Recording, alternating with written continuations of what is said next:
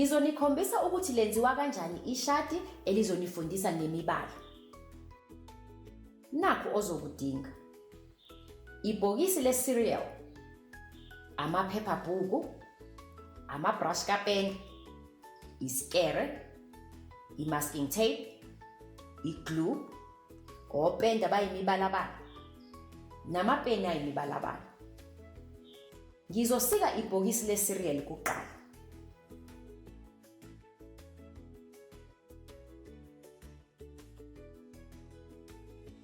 Bese ngilisika emaceleni ukuze libukeke njengeshadi.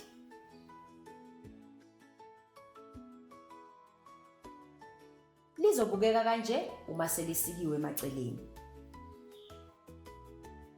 Ngizothatha amaphephabhuku, ngiphenye, ngibheke izithombe eziyimibala ehlukene engizoyifaka eshadini.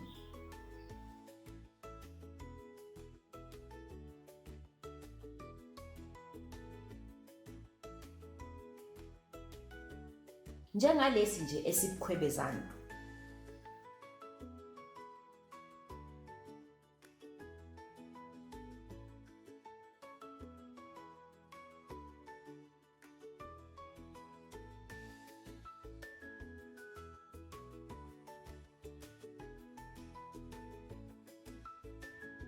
Ngizosisika kahle sibe nje. Bese ngibheka nezinye eziyimibala ehlukene. Ngizothatha ipensela nerula ngidwebe imigqa evundlile ngize ngiyofika phansi.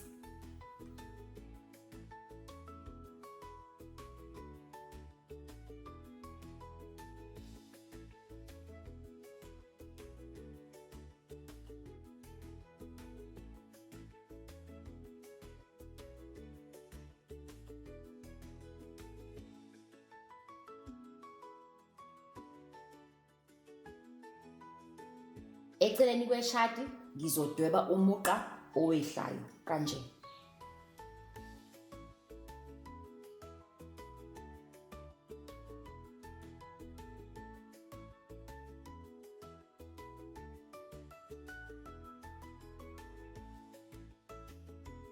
Ngizonamathisela i-masking tape emaceleni eshadi ukuze ligqame kahle.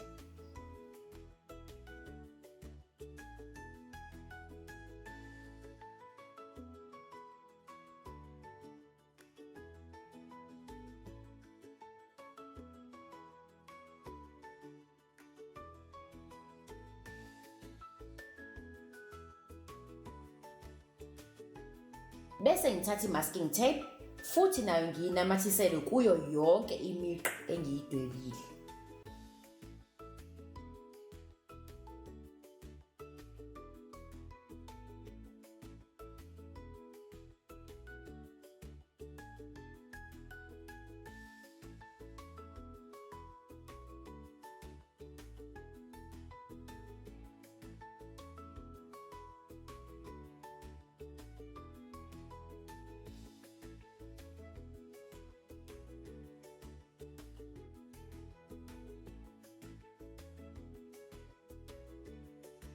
Lizobukeka kanje ishadi. Sengizopenda phakathi kwalezi ikhala ngemibala ehlukene. Ngizoqala ngobomvu kanje.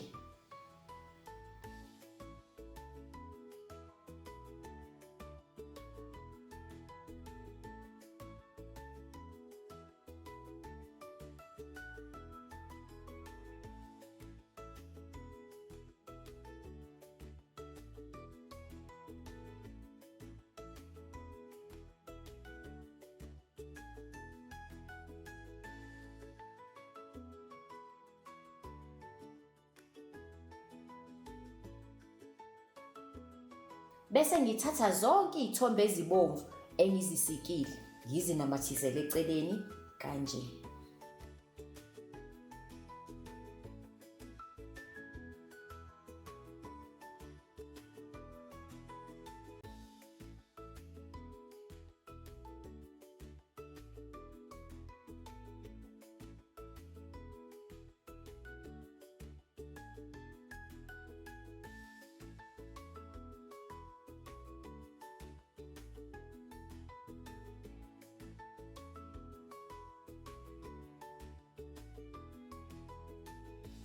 Usungasebenzisa nanoma yiyiphi imibala oyithandayo eshadini lakho, bese uyanamathisela kanje.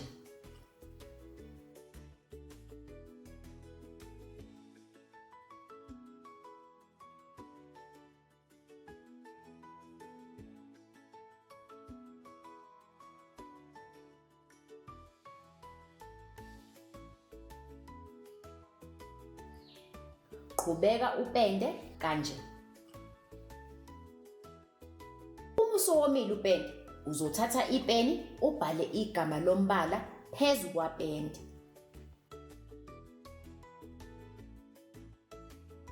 Lizobukeka kanje ishadi lakho uma seliphelele.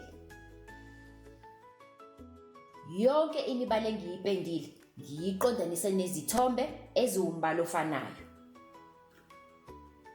Ngithemba ukuthi uzozenzela nawe ishadi lakho ukuze ufunde ngemibala.